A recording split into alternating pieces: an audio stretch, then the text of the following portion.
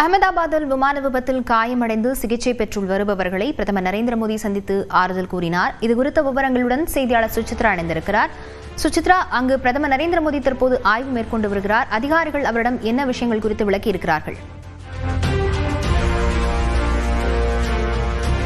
லவனி, அகமதாபாத்தினுடைய civil மருத்துவமனைக்கு தற்பொழுது நேரடியாக சென்ற பிரதமர் மோடி அங்கு சிகிச்சை பெற்று வருபவர்களை நேரடியாக சந்தித்து அவர்களிடம் ஆறுதல் கூறினார். அது மட்டுமல்லாமல் நேற்று நடைபெற்ற விபத்தின் பொழுது நிகழ்ந்த சம்பவங்கள் தொடர்பாகவும் பல்வேறு கருத்துக்களை அவர்களிடம் அந்த சிகிச்சை பெற்று வருபவர்களிடம் கேட்டு அவர் தெரிந்து கொண்டது மிக முக்கியமாக பார்க்கப்படுகிறது. விமான விபத்தில் பயணித்து நல்வாய்ப்பாக உயிர் பிழைத்த பயணியான ரமேஷ் விஸ்வாஸ்குமாரையும் சந்தித்து அவர் பேசியுள்ளது மிக முக்கியமாக பார்க்கப்படுகிறது. அதனுடைய காட்சிகளையும் பிரதமர் அலுவலகம் தற்பொழுது வெளியிட்டுள்ளது. அவரிடம் நலம் விசாரித்து அவருக்கு தேவையான உதவிகள் என்னென்ன தேவைப்படுகிறது என்பது தொடர்பான அனைத்து விவரங்களையும் பிரதமர் கேட்டறிந்துள்ளதாக அதிகாரிகள் தெரிவித்திருக்கிறார்கள். அவர் மட்டுமல்லாமல் அந்த பகுதியில் மருத்துவமனையினுடைய விடுதியில் தங்கியிருந்த அந்த MBBS மாணவர்கள், மருத்துவர்கள், அவர்களுடைய குடும்பத்தினர் என்ற அனைவரையுமே, சிகிச்சை பெற்று வரும் அனைவரையுமே தனித்தனியாக அவர் சந்தித்து பேசியுள்ள காட்சிகளையும் பிரதமர் அலுவலகம் தற்பொழுது வெளியிட்டுள்ளது. சிவில் மருத்துவமனையில் இவர்கள் அனைவருக்குமான அந்த ஒரு சிகிச்சை என்பது வழங்கப்பட்டு வருகிறது. கூடுதலாக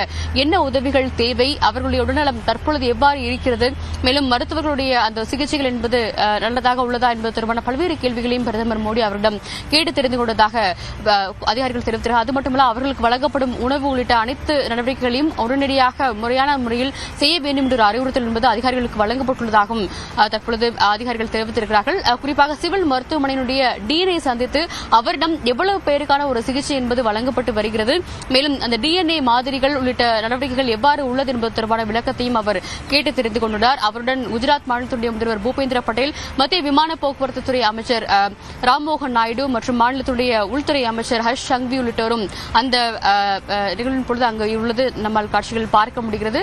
விரிவான ஒரு தகவல்களை அதிகாரிகள் மற்றும் அங்கு சிகிச்சை பெற்றவர்களிடம் அவர் கேட்டு தெரிந்து கொண்டுள்ளது மிக முக்கியமாக பார்த்து வருகிறோம். ஏற்கனவே அந்த விபத்து நடைபெற்ற சம்பவ இடத்திற்கு நேரடியாக சென்று ஆய்வில் ஈடுபட்ட அவர் தற்பொழுது சிவில் மருத்துவமனையிலும் இந்த சிகிச்சை பெற்று வருவதை அவர் சந்தித்து நலம் விசாரித்துள்ளது மிக முக்கியமாக பார்க்கப்படுகிறது. ஏற்கனவே இந்த விபத்தில் உயிரிழந்தவருடைய அந்த அவர்களை அடையாளம் காணும் பணிக்காக அந்த ரத்த மாதிரிகள் DNA சோதனைகள் என்பது தொடங்கியிருக்கும் நிலையில்தான் இந்த ஒரு சந்திப்பையும் பிரதமர் மோடி நேரடியாகவே மேற்கொண்டுள்ளார். மேலும் இதற்கு அடுத்தபடியாக அங்கு இருக்கக்கூடிய அந்த உயிரிழந்தவருடைய உறவினர்கள் மற்றும் சிகிச்சை பெற்ற உறவினர்களையும் அவர் நேரில் சந்திக்க உள்ளது மிக முக்கியமாக பார்க்கப்படுகிறது. அகமதாபாத் சிவில் மருத்துவமனையில் முழுவதுமாகவே நேற்று பிற்பகல் முதல் முழுவதுமாகவே இந்த விமான விபத்திற்கான ஒரு பிரத்யேக ஏற்பாடுகளை மாநில அரசாங்கம் செய்திருக்கும் நிலையில் கூடுதல் உதவிகளையும் ஏர் இந்தியா நிறுவனமும் அந்த பகுதியில் இருக்கக்கூடிய மக்களுக்கு செய்வதற்கான ஒரு டீம், 2 சிறப்பு டீம்களையும் அவர்களும் அந்த பகுதியில் வைத்திருக்கிறார்கள். அவர்களுடன் ஒரு ஆலோசனையும் பிரதமர் மோடி இன்னும் சற்று நேரத்தில் நடத்த உள்ளது மிக முக்கியமாக பார்க்கப்படுகிறது. முதற்கட்டமாக இந்த விமான விபத்தில் இருந்து நல்வாய்ப்பாக உயிர் பிழைத்து சிகிச்சை பெற்றவர்களை சந்தித்து நேரடியாக அவர் ஆறுதல் கூறியுள்ள அந்த காட்சிகளை தான் நாம் தற்பொழுது நேரலையில் பார்த்து வருகிறோம். லாவண்யா. சுசித்ரா, தொடர்ந்து விபத்து நடந்த பகுதியில் தடய நிபுணர்கள் வேறு ஏதும் கருப்பு பெட்டியை தாண்டி அடுத்து வேறு ஏதும் ஆதாரங்கள் சிக்குகிறதா என்ற விசாரணையில் ஈடுபட்டிருக்கிறாங்க. வேறு எந்தெந்த குழுக்கள்லாம் இந்த விசாரணையில் ஈடுபட்டிருக்கிறார்கள்? லவனியா, முதற்கட்டமாக ஏற்கனவே மத்திய அரசு அமைத்த ஒரு ஹை லெவல் பேனல், மத்திய சிவில் விமான போக்குவரத்து இயக்குநரகத்தினுடைய அந்த கட்டுப்பாட்டின் கீழ் வரக்கூடிய ஏர்கிராப்ட் இன்வெஸ்டிகேஷன் பியூரோ என அந்த விமான விபத்துகளுடைய அந்த ஒரு சிறப்பு புலனாய்வு பிரிவினுடைய தலைமையில் ஒரு விசாரணையை தான் முதற்கட்டமாக மத்திய அரசினுடைய அதிகாரப்பூர்வ விசாரணை பேனலாக மத்திய அரசு நேற்றே அறிவித்து அந்த விசாரணை தொடங்கியிருக்கிறது. அவர்கள் தரப்புதான் இந்த கருப்பு பெட்டியை கைப்பற்றி முதற்கட்ட அந்த ஒரு அறிக்கையும் அவர்கள் சமர்ப்பித்திருக்கிறார்கள். ஃபாரன்சிக் என்பதை பொறுத்தளவில் 3 ஃபாரன்சிக் யூனிட்கள், இந்திய ராணுவத்தினுடைய ஃபாரன்சிக் யூனிட் மட்டுமல்லாமல் NSG மற்றும் இந்திய விமான போக்குவரத்து துறை ஆகிய 3 அமைப்புகளை சார்ந்த யூனிட்டுகளும் அந்த சம்பவம் நடைபெற்ற இடத்திற்கு சென்று பல்வேறு தடவியல் ஆதாரங்களை அவர்கள் சேகரிக்கும் பணியில் ஈடுபட்டுள்ளது மிக முக்கியமாக பார்க்கப்படுகிறது.